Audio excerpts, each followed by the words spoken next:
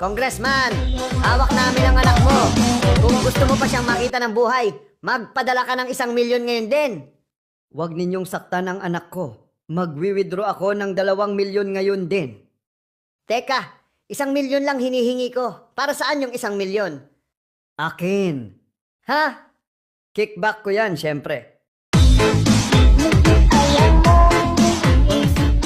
Magre-resign ako. May sakit kasi ako. Cancer sa ngalang-ala. Ha? April Fools! Wala naman talaga akong sakit. May sahod na. Pumunta ka na dito. Okay, boss. Maliligo lang ako.